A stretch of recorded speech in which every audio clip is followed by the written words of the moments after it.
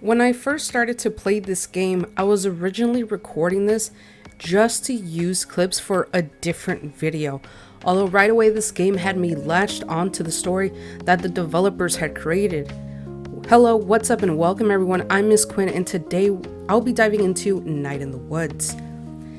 You know, this 2017 game was crowdfunded in Kickstarter, which honestly managed to raise over 400% more than their initial $50,000 goal. It just goes to show you that the people that donated saw the potential that this could be an extraordinary game. Now I know those are strong words, but hear me out. I do feel really strongly about this game. Now, Night in the Woods is separated into 4 chapters, each diving into further issues as it goes along. You play as May, a college sophomore dropout who moves back to her hometown to live with her parents.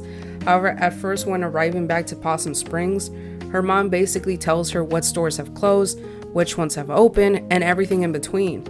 May obviously is shocked to hear this, but this continues to be a constant thing throughout the game. This game had me going day by day by day, basically going the same way just to visit May's friends. However, a few things did stick out with me. Like, there was a woman who was completely dissatisfied with her current employment. In her conversation with a man, she seems to make it abundantly clear in her distaste for her job, but the man basically tells her to stick it out for one more day to see if she just might have had a bad day. We obviously learn a day or two later that she's planning to call in sick to go to a job interview. Now, I don't know if you guys have done this, but this is a pretty common occurrence. However, I kind of understand why she does it, you know? It's obvious that what she's experiencing is basically workplace burnout and just doesn't want to be there anymore. I mean, it's something that many of us struggle with on a daily basis, but we stick it through because of financial reasons. I mean, how many times have we been stuck at a job that literally drain us mentally, but we stay there because of some sort of stability? It's not something new, it's not a new concept, but it's not something a lot of us like to admit, because a lot of people, once we admit it, you have other people going like, oh, it's not so bad. Oh, at least you don't have this, or at least you don't have that. Oh, but you don't have... It's not just because we don't have that. That doesn't mean we're not going to experience this. Just like the woman, she is done with her job to the fact that she's calling in sick to go to another job interview. Another of the things that stuck out to me is that every morning when I would go, like basically before I got out of the house, the mom would call for me and saying, hey, you know, come here before you get out. However, that only happened twice. But every other day, even when she wouldn't call me, I would still go to her. Because even if those conversations were small, it's still something I really appreciated about the game. I even watched TV with her dad and participated in taco night. Even when the game presented me with the opportunity to skip it, I didn't. I wanted the family, I just wanted family time. Like, I wanted to have those daily conversations with May's mom, or I wanted to spend another night watching TV with her dad, even though no words are exchanged. May moves in, right, with the intention of reconnecting with friends and intertwining again with the community. However, people and situations do change throughout life. We grow and slowly start detaching ourselves from people, and a lot of that is involuntarily. Why? Because unfortunately that's how life is, as much as we don't want to admit it, which is sadly what May comes to learn as the game goes along. The struggle of knowing you're growing up and that you just can't stop it is all too real. The moments that I really treasured were the moments where, again, May was with her family, and there was also moments where she was just with her friends. May literally rocked out with her friends.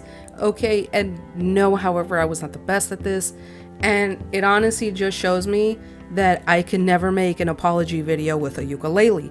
Now, does that mean I'm going to try in the future?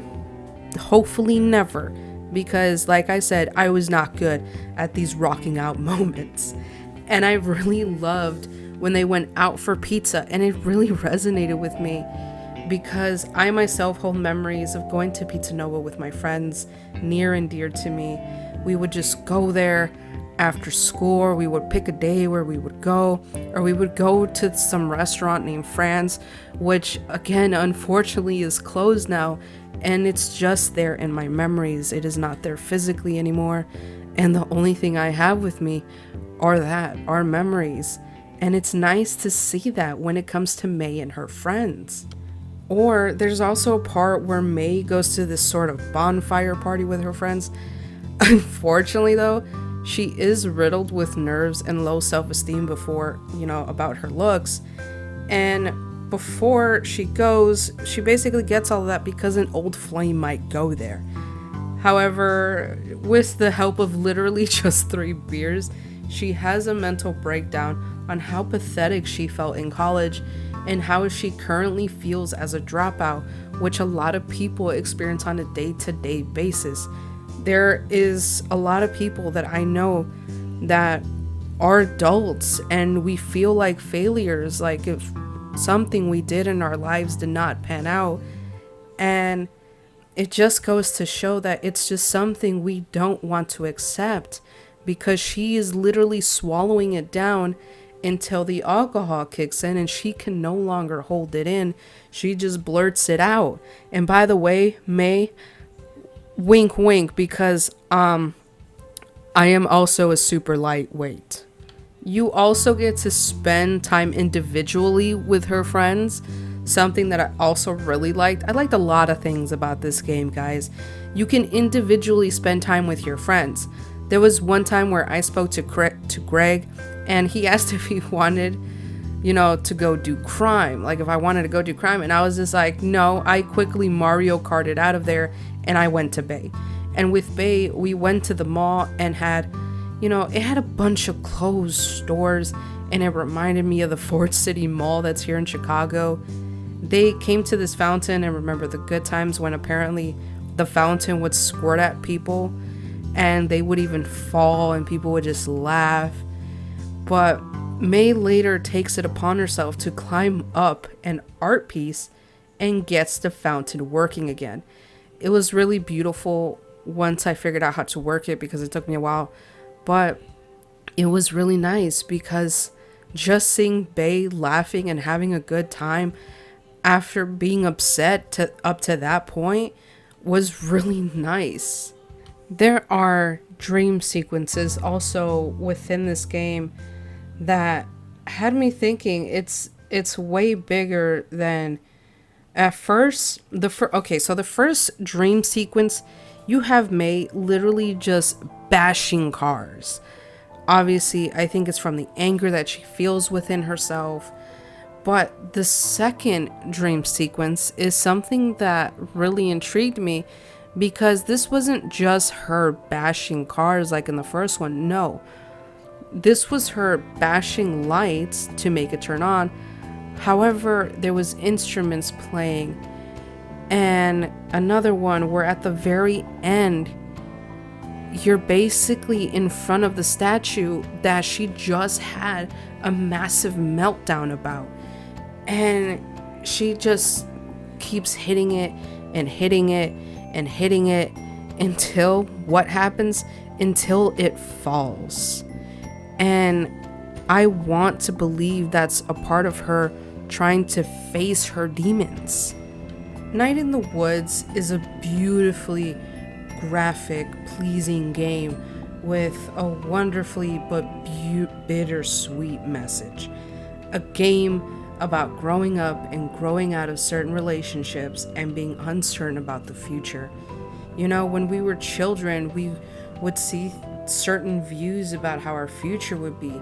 We would go so far as to picture our college, our future jobs, and heck, we would even picture the family we could possibly have.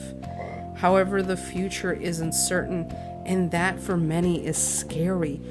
The thought of failing is scary, and this game explores the fear of growing. And it's something that I will always be completely thankful, surprisingly, for getting a chance to play this game. The game is available on PlayStation, Xbox, the Switch, and PC, and this is honestly something I truly recommend. Thank you so much for watching and having patience with me, everybody. I am currently working on a deep dive video for Tears of the Kingdom, so I have been mostly streaming that on Twitch to get clips and everything. So if you like this video, subscribing and leaving a like does help me out, because trust me, I got more things coming at you. It's just me actually recording this stuff and editing it, because oh, do I take a long time to edit. And you guys, it doesn't look like too much editing, but trust me, it takes me hours, and I still haven't even finished Tears of the Kingdom, and I'm just looking at it like, my god. Anyway guys, with that being all said, thank you so much for watching, and have a good week. Bye-bye.